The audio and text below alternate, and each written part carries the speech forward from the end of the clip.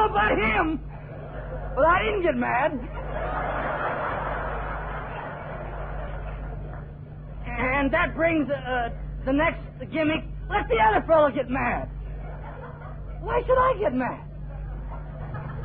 Somebody talks about me, he's unhappy, he wouldn't be talking about you. Let him get mad. I was up here to the Northern California conference a few years back, and when I arrived, one of the fellows came and said, Father, there's someone talking about you terrible. You better do something about it. I said, I should do something about it? Let him get mad. I'm happy. I'm going to stay happy. Let the other fellow get mad. Then I got another little notice. You know, I have what we call retreats in various parts of the country. So this came from one of the states, from someone who wrote to New York, and he went like this. He said, this here priest, what is coming to our state to give a retreat, we are 100% in AA to a man against this. I thought, gee golly. Then a note from the central office said, since they are against it 100% to a man, therefore maybe you better call off the retreat. So I just sat down, wrote a note. I said, don't worry your pretty head. Since they're against it 100%, there won't be anybody there. So why call it off? Let the other guy get mad. Then the next gimmick is in every group of human beings, there is always one who is against everything and everybody. God puts them there for a reason. To give the other members of the group a chance and an opportunity to practice patience and tolerance and charity. I made that statement to a group one night in another talk, and a fellow came up to me afterwards. He says, Father, he says, thank God for you making that statement. He says, now I feel I'm some benefit around here.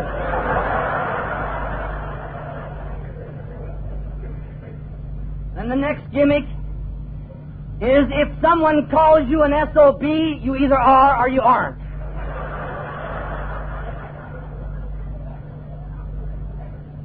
And if you are, so what?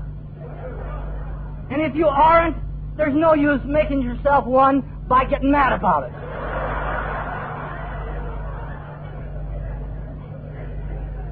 All rumor about me is either true or false. If it's true or if it's false, my getting mad about it's not going to change it. It's not going to change me. So therefore, whatever they say, let them say it. Why get disturbed about it? Then the next gimmick is if someone talks about you, either fight or forget it. But if you fight, be sure first you like to fight.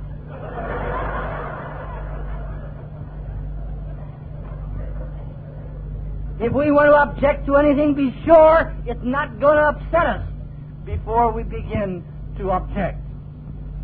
Then the next gimmick I have Bishop Sheen to thank for. He used it in one of his programs a year or two back, and it goes like this. If you get kicked in the pants, it can only mean one thing. You're still in front.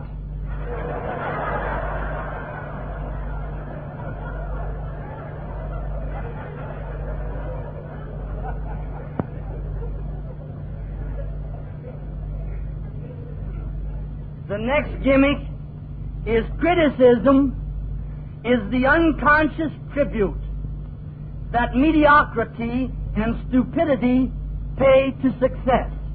So don't get mad, take a bow. I'm going to repeat that because I think it has so much wisdom to it. Criticism is the unconscious tribute that mediocrity and stupidity pay to success. So don't get mad, take a bow. Then now I'm going to throw out a little gimmick bag into which you can put all the gimmicks. And it can flow into them and they can flow into it. I think there's a song on the market by that with such a title. And it is this: how important can it be?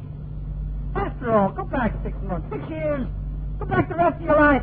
How important were the things that upset us? Yesterday or tomorrow, when things happen, if we just remind ourselves, how important? What does it mean to us over a lifetime? After all, if I'm driving along the highway and I come upon a detour, why should I get upset? As long as they lift it in time to answer the horn of Gabriel on Judgment Day. That's all that's necessary. Now let's see how we can use these principles in our everyday affairs. First, in our home life. And there particularly we need to apply the refusal to refeel the irritation. We'll always have irritations in the home. There's no family that don't have their fights. You know, it's a shame the way some parents try to train their kids to believe that they're the only family that has fights. You've heard, why can't you be like the Jones boys? You never see them fighting. Of course, they don't let you see them. They pull the blinds when they fight. But they will not become resentments if we refuse to refeel them. Remember the advice they used to give newlyweds? Or something like that. Never let the sun go down on anger. Which is another way of saying, don't let resentment take hold. And of course, we as alcoholics, if we permit resentment to stay inside, you know what's going to happen? That's going to grow in there, and grow and grow and grow, and someday, sooner or later, it's going to blossom and bloom into 4 beautiful roses.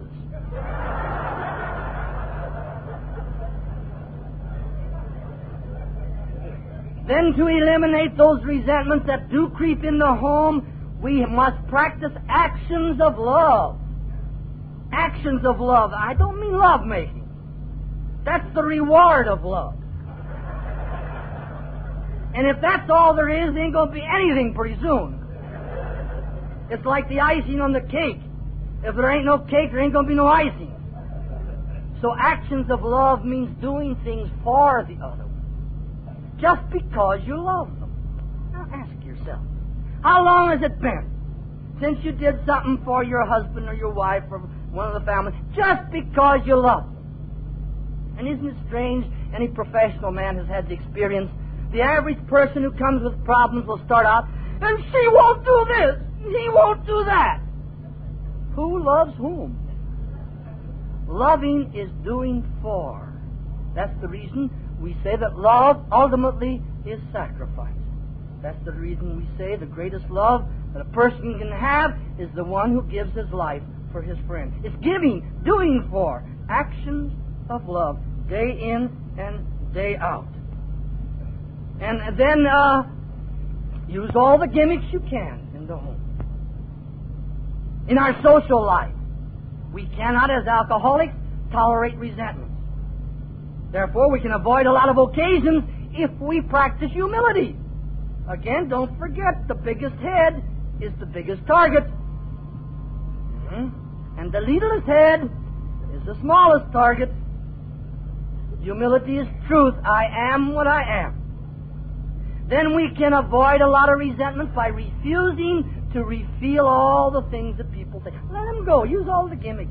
What difference does it make? And then practice actions of love. Then even in our business setup, no businessman who was full of resentment ever had any business acumen. Those are the ones who go bankrupt. You've heard them. I'll undersell them if not, it breaks me. And it does.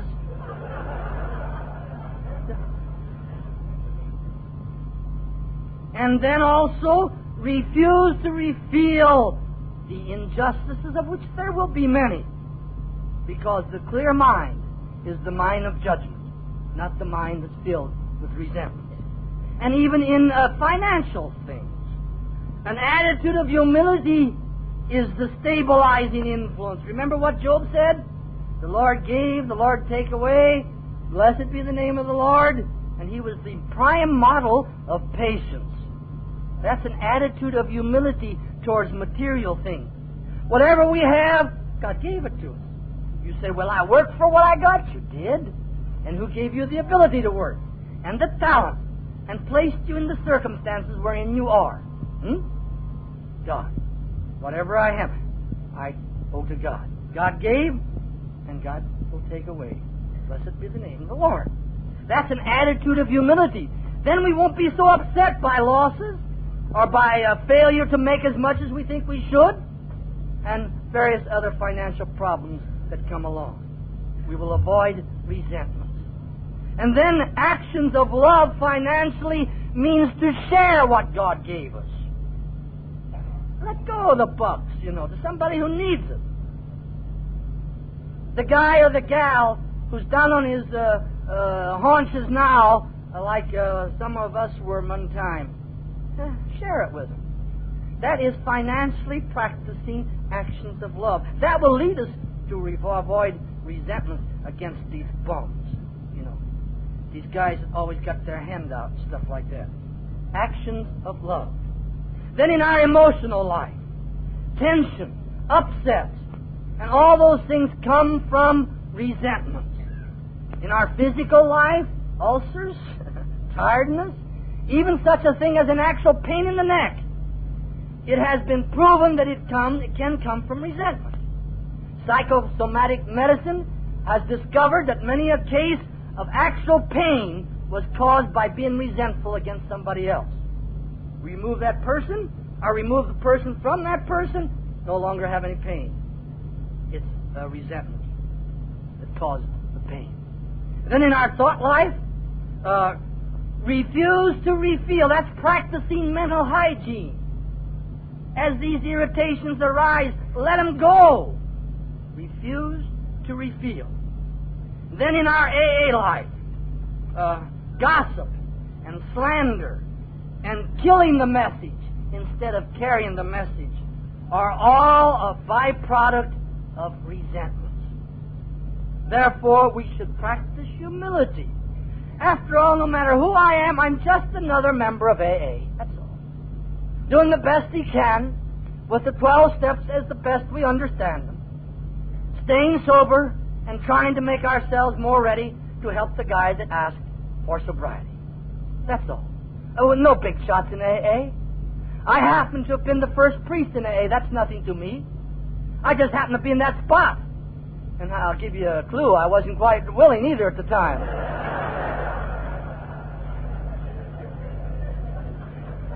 It's amusing to me in some groups how they make a big play on the first member in this group.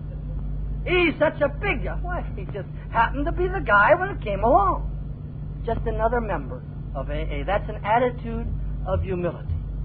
Then when things happen in AA, no matter who does it or who says it, whether it's anybody from the, well, there is no higher than others, so from anybody, no matter who says it, let them say it. I'm going to give you one final little gimmick in here. Words can never hurt us unless we let them. Now, you had that in school days. Remember? Sticks and stones may break my bones, but words can never hurt us unless we let them.